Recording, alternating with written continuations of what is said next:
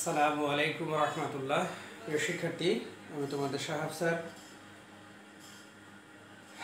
আজকে আমরা কথা বলবো অষ্টম শ্রেণীর গণিতের একটি অভিজ্ঞতা নিয়ে।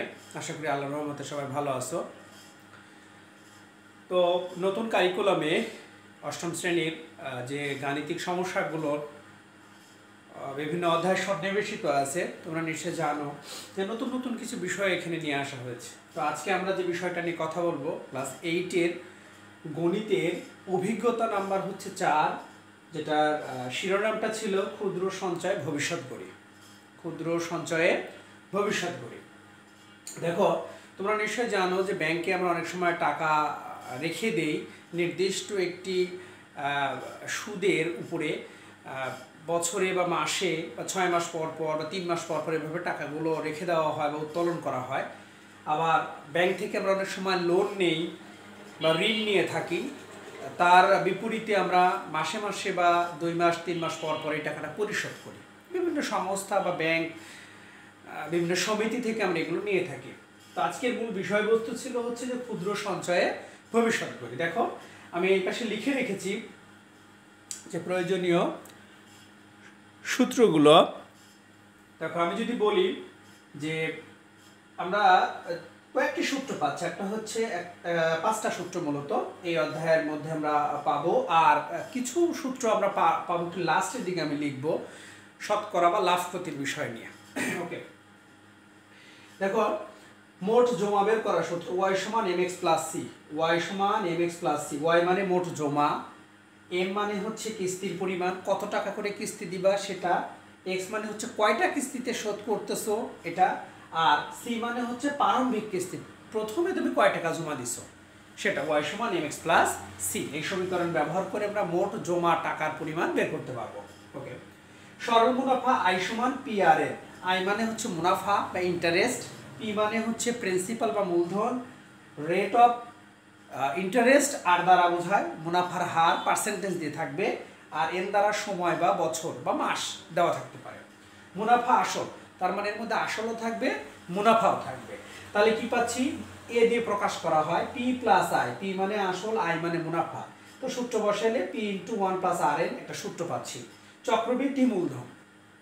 চক্রবৃদ্ধি বিষয়টা হলো কি, যেমন মনে করো তুমি 1000 টাকা একটি ব্যাংকে জমা রাখছো, তো তোমাকে 1 বছর পরে ওই 1000 টাকার উপরে 100 টাকা সুদ দেওয়া হবে বা মুনাফা দেওয়া হবে। তাহলে কত হলো, 1000 যোগ হচ্ছে কত 100, তাহলে 1100 টাকা।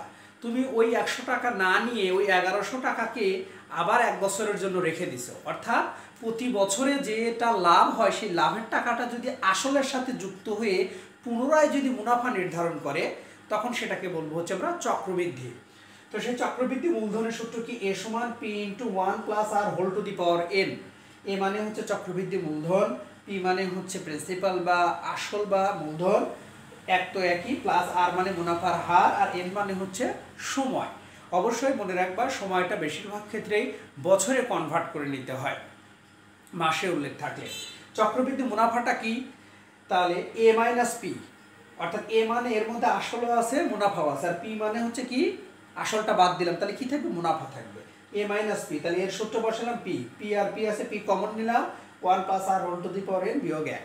এটা ছিল হচ্ছে মূলত হচ্ছে শতকরা যে মুনাফা, সরল মুনাফা, চক্রবৃদ্ধি মুনাফা বা কিস্তির সংখ্যা বের করার ক্ষেত্রে প্রাথমিক এই সূত্রগুলো তোমাকে জানতেই হবে। ওকে, কয়েকটা কথা এখানে আমি একটু লিখে রেখেছি, এটা সবচেয়ে গুরুত্বপূর্ণ, আমরা এটা দেখার চেষ্টা করব। দেখো, কোনো কিছুর হার বললে কি বোঝায়, 7% হারে, এর মানেটা কি, 7% হারে মুনাফার অর্থ হলো 100 টাকা জমা রাখলে ব্যাংক তাকে 1 বছর পরে 7 টাকা মুনাফা দেবে। তাহলে আমরা মুনাফা যখন রাখি, হারের হিসাব করা হয় কত পার্সেন্ট, এটা বছরে কিন্তু চিন্তা করা হয়। তাহলে মাস দেওয়া থাকলে সেটাকে আমরা বছরে কনভার্ট করে নেব। তাহলে 7% মানে 100 টাকার উপরে কয় টাকা দেওয়া হবে 1 বছর পরে, 7 টাকা মুনাফা দেওয়া হবে। সময়কে n দ্বারা প্রকাশ করা হয়, মাসকে বছরে নিতে হলে 12 দ্বারা ভাগ করতে হবে। তোমরা নিশ্চয়ই জানো যে 12 মাসে 1 বছর হয়। তাহলে এখন আমার সময়টা যদি মাসে দেওয়া থাকে, তাহলে আমাকে সেটাকে কি করতে হবে, 12 দিয়ে ভাগ করে বছর বানিয়ে হিসাব করতে হবে। আর p সমান মূলধন বা আসল বোঝায়। এই গুরুত্বপূর্ণ কয়েকটি কথা তোমাকে মনে রাখতে হবে। তো দেখো দু একটা যদি আমি ম্যাথমেটিক্যাল টার্ম নিয়ে একটু কথা বলি তাহলে কেমন হয়। দেখো আমরা যদি কোনো একটা কিস্তিতে মনে করো যে আমি জমা দিলাম হচ্ছে আমি 100 টাকা জমা দিলাম। কত টাকা জমা দেব আমি? 100 টাকা। 100 টাকা হচ্ছে প্রারম্ভিক জমা, প্রারম্ভিক জমা আমি দিলাম। তো এভাবে আমি যদি জমা দিতে থাকি, প্রারম্ভিক জমা দিচ্ছি হচ্ছে আমি 100 টাকা, এবং আমি যদি কিস্তি পরিশোধ করি, মনে করো আমি দিলাম হচ্ছে কত? 200 টাকা আমার কি কিস্তির পরিমাণ, কিস্তির পরিমাণ। আচ্ছা, এখন আমি কয় কিস্তি দেব এটা আমি হিসাব করব। তাহলে আমি ধরে নিলাম আমার দেব হচ্ছে মনে করো 10টি হচ্ছে কি কিস্তির সংখ্যা। কয় কিস্তিতে দেব? কিস্তির সংখ্যা। এরকম যদি একটা প্রশ্ন থাকে তাহলে মোট কত টাকা জমা হবে এটা নিয়ে আমরা কথা বলবো। তাহলে সূত্রটা কি? y সমান mx প্লাস হচ্ছে কত? c। দেখো m মানে কি বুঝাইছিলাম আমরা? কিস্তির পরিমাণ। তাহলে আমি কিস্তি দিচ্ছি কয় টাকা করে? 200 টাকা করে। প্রতি মাসে আমি কিস্তি দেব হচ্ছে 200 টাকা করে। তাহলে আমি দিলাম 200। কয় কিস্তিতে দেব আমি? 10 কিস্তিতে আমি জমা দিচ্ছি টাকাটা 10। আর প্রারম্ভিক জমা দিয়েছিলাম আমি কত? 100। 200 আর 100, 200 আর 10 গুণ করলে এখানে কত আসবে? 2000 যোগ হচ্ছে কত? 100। তাহলে এখানে আসবে হচ্ছে কত? 2100 টাকা হচ্ছে তোমার। এইভাবে যদি তুমি 10 কিস্তিতে 200 টাকা করে জমা দাও আর প্রারম্ভিক জমা যদি 100 হয় তাহলে মোট টাকা আসবে হচ্ছে 2100 টাকা। এভাবে তুমি আরো অনেক ম্যাথ এভাবে এই সংখ্যাগুলো জানলে বা কিস্তির পরিমাণ, কিস্তির সংখ্যা এগুলো জানলে তুমি মোট জমার পরিমাণটা বের করতে পারবা। তো এবার আমি দেখাবো হচ্ছে সরল মুনাফার ক্ষেত্রে। দেখো আমি বললাম যে 200 টাকা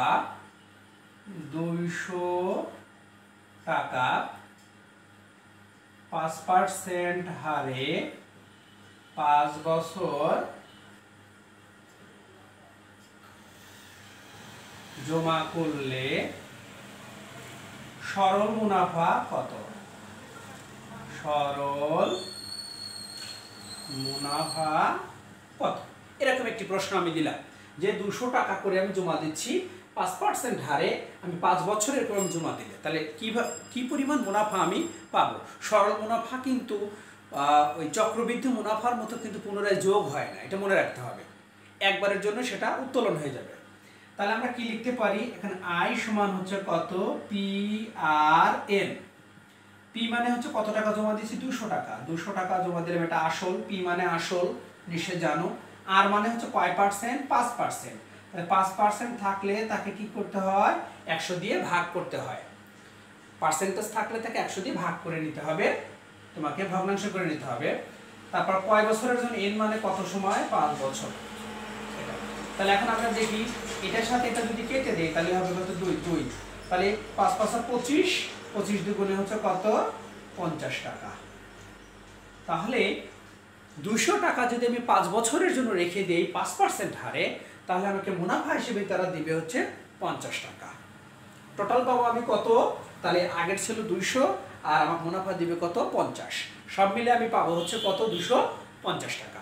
এভাবে তুমি যে কোনো সরল মুনাফার ম্যাথ তুমি করতে পারো এবং এখান থেকে তুমি দেখো মুনাফা আসল বের করতে পারো। তাহলে মুনাফা আসল কত হবে?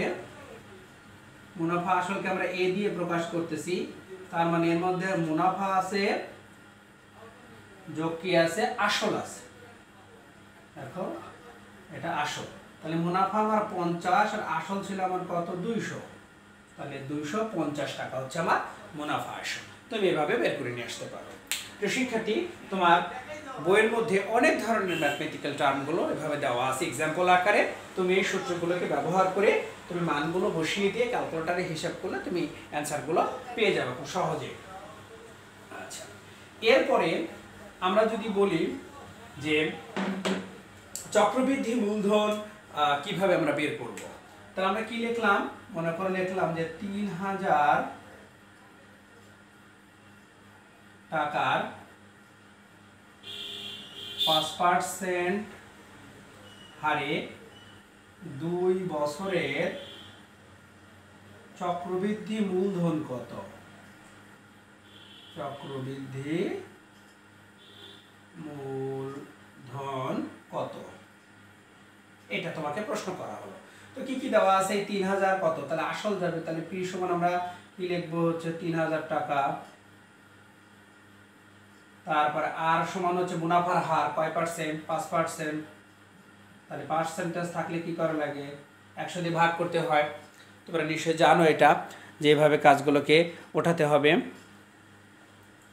তারপরে হচ্ছে এখানে সময় n সমান হচ্ছে কত? 2 বছর। n সমান কত? 2 বছর। দেখো, তাহলে এখন আমি কি করব? চক্রবৃদ্ধি মুনাফা মানে মূলধনের যে সূত্রটা, চক্রবৃদ্ধি মূলধন সূত্র কি? a সমান p ইনটু কত? 1 plus r whole to the power n। p মানে কত দেখো তো? 3000 টাকা। তাহলে 1 প্লাস r এর মান কত? 5/100। n এর মান কত? 2। দেখছো? তাহলে এভাবে হচ্ছে কত? 3000। এটার সাথে এটা কাটলে এটা হচ্ছে কত? 1, এটা হচ্ছে কত? 20। তাহলে কত? 1 প্লাস কত? 1/20 উপরে 2। n এর মান 2 বছর। তাহলে এখান থেকে আমরা কি পাবো? 3000। তাহলে এখান থেকে যদি 20 লসাগু, 20 আর 1 করলে 20, আর এখানে কত? 1 আর পাওয়ার 2। তাহলে এটা, তাহলে এখানে কত? উপরে থাকলো 21, নিচে থাকলো 20, পাওয়ার 2। কোনো কিছুর উপরে পাওয়ার থাকা মানে হচ্ছে ওই সংখ্যাটা ততবার, এই সংখ্যাটা ততবার আছে। এটা ক্যালকুলেটরে তোমরা করে নিতে পারবা। তাহলে আমরা কি লিখবো? যে 21/20 গুণন হচ্ছে কত? 21/20। এই কাজটা তোমরা করে নিও। করলে এর যে রেজাল্ট আসবে সেই রেজাল্টটাই হচ্ছে মূলত চক্রবৃদ্ধি মূলধনের হিসাব। একইভাবে আমরা যদি চক্রবৃদ্ধি মুনাফা চাই, তাহলে পি মানে হচ্ছে কি? আমার আসল, আর মুনাফার হার n বছর দেওয়া থাকবে। আর এই মানগুলো বসাইতে পারলে দেখা যাচ্ছে কি তুমি ম্যাথটাকে শেষ করতে পারবা। ওকে, এরপরে আমরা যেটা দেখতে চাচ্ছি সেটা হলো যে যদি সময়টা মাসে দেওয়া থাকে, যেমন আমাকে প্রশ্ন বলা হলো 6 মাস, তাহলে আমি যদি এই 6 মাস থাকে, তাহলে আমি 6কে কি করব? 12 দিয়ে ভাগ করব। 12 দিয়ে ভাগ করলে সেটা কিসে পরিণত হবে? বছরে পরিণত হবে। তাহলে 6 × 6, 6 × 2 = 12। তাহলে 1/2 বছর। এই যে দেখো বছরে কনভার্ট হয়ে গেল। মাস ছিল কিন্তু হয়ে গেছে কোথায়? বছরে। তাহলে n এর জায়গায় এই মানটা আমরা ব্যবহার করব যদি 6 মাসের হিসাবে কোনো অর্থের লেনদেন হয়। এটা প্রিয় শিক্ষার্থী, এরপরে এই অংশটুকুর মধ্যে আমরা আরেকটা পাচ্ছি হলো লাভ ক্ষতির ব্যাপারে। তোমরা নিশ্চয় জানো যে যদি লাভ বলি আর যদি আমরা ক্ষতি বলি, লাভ এবং ক্ষতি দুটোই নির্ভর করে ক্রয় মূল্যের উপরে। তুমি কত টাকা দিয়ে জিনিস কিনছো, তার চেয়ে যদি বেশি বিক্রি করো তাহলে লাভ হবে, আর যে টাকা দিয়ে কিনছো তার চেয়ে যদি কম বিক্রি করো তাহলে তোমার জন্য ক্ষতি হবে। তাহলে লাভের ক্ষেত্রে আমরা কি লিখবো? বিক্রয় মূল্য আগে বসবে। বিক্রয় মূল্য মাইনাস হচ্ছে ক্রয় মূল্য, এটা। আর ক্ষতির ক্ষেত্রে কি হবে? ক্রয় মূল্য আগে বসবে। ক্রয় মূল্য আগে বিয়োগ হচ্ছে কি? বিক্রয় মূল্য। বিক্রয় মূল্য। এই দুটোর সূত্র তোমাকে জানতেই হবে। আর সবসময় মনে রাখবা লাভ এবং ক্ষতি নির্ভর করে ক্রয় মূল্যের উপরে।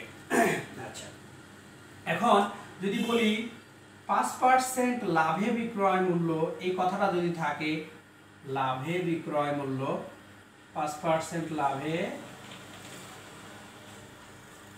বিক্রয় মূল্য, যদি এই কথার উল্লেখ থাকে তাহলে তুমি কি বুঝবা? লাভ মানে কি? পার্সেন্টেজ মানে 100। যখনই কোনো পার্সেন্টেজ দেওয়া থাকবে তখন তোমাকে বুঝতে হবে সেখানে 100-র উপর হিসাব করতে হবে। তাহলে 5% লাভ করছে কতর উপরে? 100-র উপরে। তাহলে সেখানে বিক্রয় মূল্য কত আসবে? 100 যোগ হচ্ছে কত? 5 সমান হচ্ছে কত? 105 টাকা। এটা। আবার যদি বলি 5% ক্ষতিতে বিক্রয় মূল্য, ক্ষতিতে বিক্রয় মূল্য এরকম থাকে। ক্ষতি মানে কমে গেল, 100-র চেয়ে 5 টাকা কম, তাহলে আমি কি লিখবো 100 বিয়োগ হচ্ছে 5 সমান হচ্ছে কত 95 টাকা।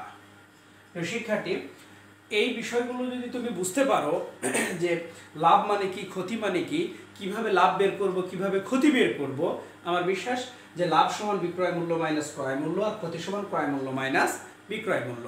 তো এই জিনিসগুলো একটু মনে রাখতে পারলে তুমি যে কোনো ম্যাথ তুমি করে দিয়ে আসতে পারবা লাভ ক্ষতির ক্ষেত্রে। আচ্ছা, এরপর আমরা যেটা দেখতে চাচ্ছি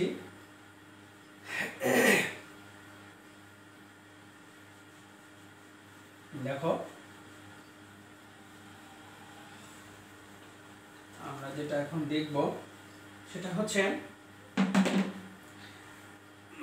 তুমি নিশ্চয় জানো যে একই সাথে যদি লাভ এবং ক্ষতি হয়, একই সাথে লাভ এবং যদি ক্ষতি হয়, অর্থাৎ হচ্ছে যে 5% মনে করো লাভ হলো, তাহলে 5% লাভ, তাহলে লাভ মানে হচ্ছে কত 100 যোগ হচ্ছে কত 5 সমান হচ্ছে কত 105 টাকা।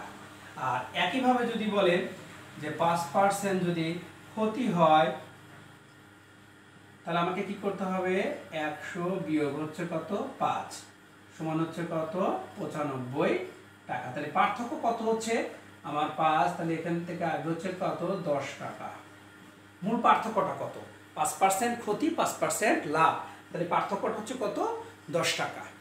তো এই ধরনের একটি ম্যাথ তোমাদের অনুশীলনের মধ্যে আছে যে 5% ক্ষতি হয়ে গেল, কিন্তু যদি আমি ওখানে 5% লাভ করতে চাই তাহলে আমাকে কত টাকা বিক্রি করতে হবে, তখন এইভাবে তোমাকে দুটো পার্সেন্টেজ বের করে বিয়োগ করে এটা করতে হবে।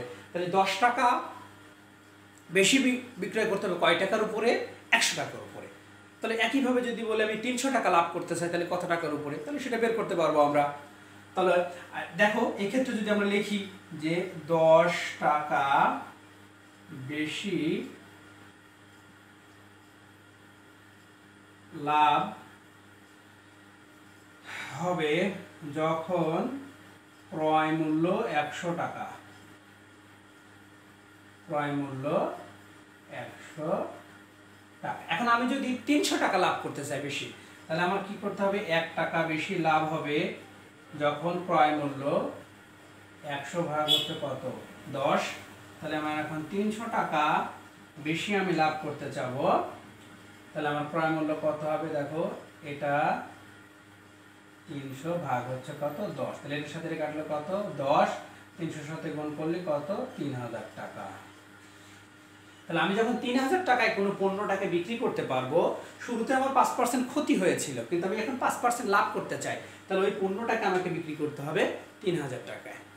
তো প্রিয় শিক্ষার্থী, এই অধ্যায়ের যে গুরুত্বপূর্ণ সূত্রগুলো ছিল সেগুলো নিয়ে একটু মোটামুটি কথা বলা হলো।